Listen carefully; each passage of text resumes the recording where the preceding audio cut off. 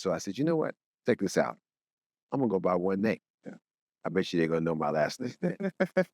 And what happened is Hi, Leon. How are you? I'm very good. How about you? I'm doing really well. Great. I think I have to start with this question just because I think it's been a question on many people's minds, but you have a last name, but yet you've been known and credited by just Leon. So how did that happen? How did that start when you just went by a mononym?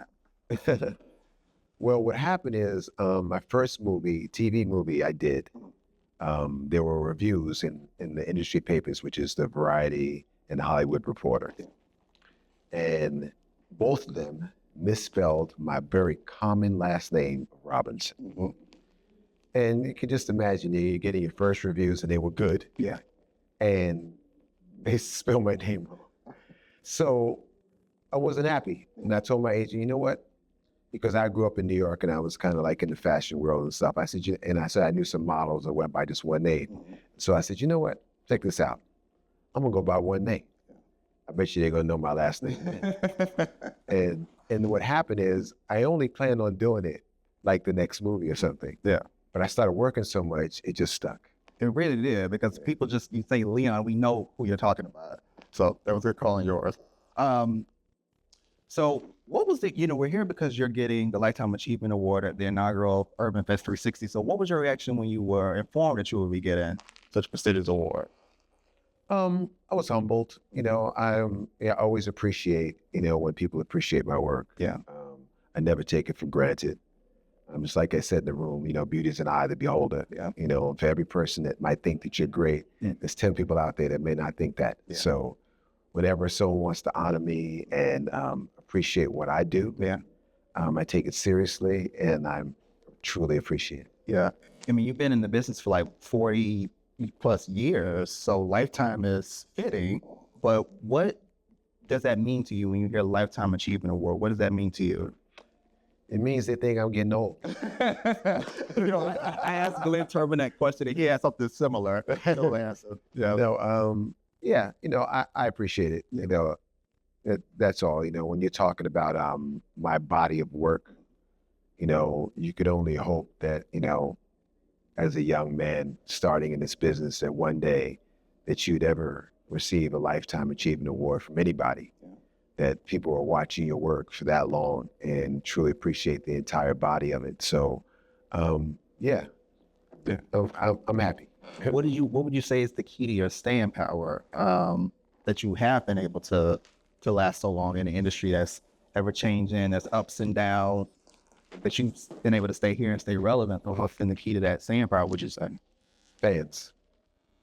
I have extremely loyal, great fans, organic fans. I don't seek them, but they come all the time. Yeah. And they show their appreciation for me all the time. And it's what drives me to keep going. Yeah. Even through the dips and the valleys, and when I'm not working as much, everyone's like, when's the next one? I can't wait to see you, man. You're my favorite. You're the people's champ. You know what I'm saying? So when you hear that all the time, it always keeps you going, because at the end of the day, that's who I act for. Yeah. I don't act for the studios. I don't act for other actors. I act for you and people who watch movies and who watch stories. And, that's what really matters. And when I hear how much people love my work, it just keeps me going. I think something you said, that they love your work, because you said in the TV One special that you wanted the audiences and the fans to know you for your work and for your character, not necessarily for you as Leon, a person, which is a pretty interesting take, because, in the world of social media influencers and things of that nature, of course, this was stuff that came about. You were in the industry before all that stuff came about, but would you also say that that's been a way for you to be able to navigate the industry, is just kind of keeping it about the work and less about parts of your personal life? Yeah, without a doubt. I've always preferred people, knowing me for my characters, not knowing, who I'm going out with or where I live or anything else. I want people to know me for my work. That's what I put out to the public. Yeah. I like to have a private life personally. So, but my characters, they're for the public. And when people take to those characters and actually think that I am that person in real life, it makes me feel like, I guess I've really done my job. You had said before, like you you got into acting, you kind of got bit by the bug. You performed that. I believe it was your sister's high school rock and roll My older sister's high school did a rock and roll. revival. Yes. Right. Yeah. I was just in grammar school. Yeah. I went to parochial schools, and once I saw that, I asked the nuns, "Can we do something like that at my school?" And I said I would choreograph it. I would do everything. We did it. It was great. Yeah. We had to do it another night because sold out, and that's when the first time I was ever on a stage, and I really loved it. But I went to all boys prep academy, and I didn't have a drama department, so I just excelled in athletics. That was my stage until I found my permanent stage. Yeah. And so when you did that performance, you said the audience reaction, is that that's then when you knew that this is something that you wanted to pursue? I knew that I loved it. Yeah. I knew that I loved it. I knew that I enjoyed being in front of people and performing. So going from that to then transitioning into the industry, what was that process like of pursuing acting on a more serious level? Well, I didn't really pursue it. What happened is that I became an all-everything basketball player. I had a lot of scholarship offers. Yeah. And what happened, I wound up going to Loyola Marymount University on a basketball scholarship because I just wanted to go to California for some reason. Yeah. Even though I'd never been. And a graduate film student chased me down campus and begged me to be in his movie. And I was like, well, why don't you get someone in the theater arts department? I think they would like to be in the movie. Right. And he said, there's something about you. You have something special. And I think you got to be in the movies one day. And I want to be the first one to do it. And so I did his movie. It was called The Photographer. Never forget it. And I had an experience that all of us have had in life. You meet someone for the first time, maybe you're having lunch with them, a meeting, whatever, and you feel like you've known that person longer than that little bit of time you spent with them. Right. That's how I felt on the movie set. Yeah. I didn't feel like it was my first time. I was very comfortable. And so I switched my major, became a drama major, and I started studying acting. Yeah. So I know you said when you don't, for you, it's about the story when you're looking at a character. Like, how does that character relate to the story? What's the overall point with that? So with that, how do you determine, once you determine, what do elements say to you that this is a good story and this character is worthy of being seen on screen and I want to be the one to portray that? Well, first, it's the story. If I like the story, I think the story is engaging, I think people want to see it. Then it's about how important is my character to the story. Yeah. It doesn't have to be the lead role. It could be one scene that flips the whole story around. Like it was like my part in Ali, Michael Mann's movie. Yeah. So it's basically about that. It's basically about a story because at the end of the day, that's all the audience really remembers. If it's a good story or it's not, and you could be great in a role, and they didn't care for the story, they don't remember. Yeah. So because you've been in the business for so long, have there ever been any I don't necessarily challenging, but moments where maybe it just felt like it just wasn't worth it anymore and you wanted to do something different? Or has it just always been a passion where you said, regardless of the ups and downs, I'm going to keep moving forward? I think that it's very easy to get frustrated in this business because the business is constantly changing. It's so much different now than it was when I started. Of course. And so even the process of getting roles or even meeting people, people want to meet you on Zoom instead of meet you in person, which makes no sense to me because then you go away on a film set with them for months and you've never even been with them in person. It doesn't make any sense. So yeah, it can be very frustrating. But you just have to have the willpower to know that this is for you and this is what you have to do in order to do what you want to do in life. I've been lucky enough to have to be versatile.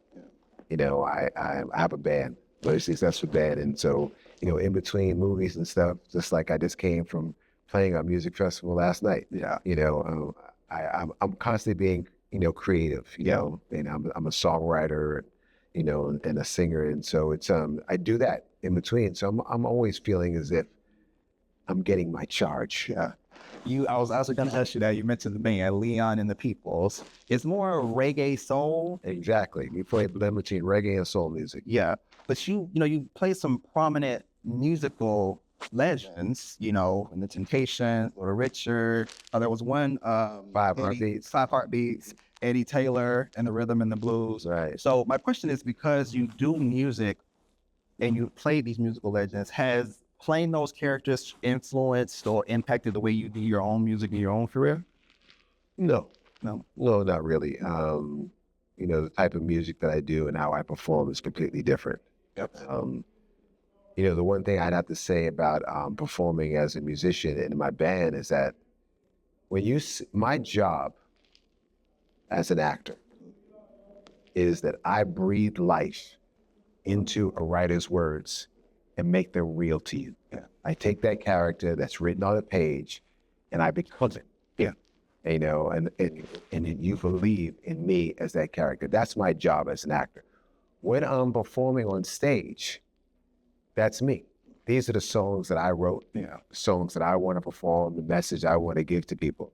So the balance is really great for me, because when I'm becoming someone else that a writer wrote, and the other one is me. So I get that balance of, I think a complete audience experience. Yeah.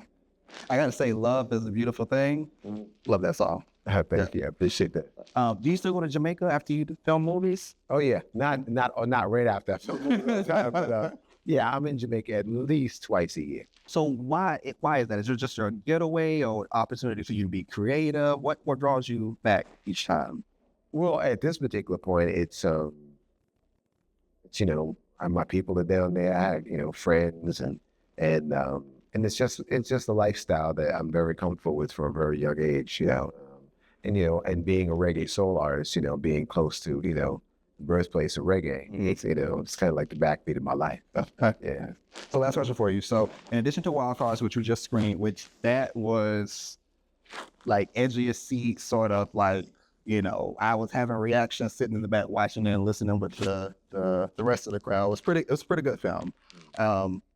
I would say, in addition to that, what other projects do you have coming up that people can look forward to? I know there's a Bloody Night, which is also with Wes Miller. Right. That's an action drama. Yeah. Which I'm looking forward to people seeing. Yeah. And then Jingle Bells. Yes. That's where I play a rapper from Brooklyn that moves to London, whose son's teacher falls for him. And then she finds out that he has 14 kids, 8 baby mamas. Okay. And did you have to do any research to prepare for that? No. But it's a charming story. It's a story about an artist who realizes that although he provides everything for his children, he doesn't spend time with them. And what happens this particular Christmas, they're all dropped off at his house. And he's forced to be with them, and he realizes how much they really want to be with him. Mm-hmm. And he wants to make it this the best Christmas they've ever had, and he wants to be the best Christmas he's ever had. Okay. Well, thank you so much, Leon, for taking the time to meet with us. Congratulations again on your Lifetime Achievement Award. Thanks. I appreciate that. Thank you.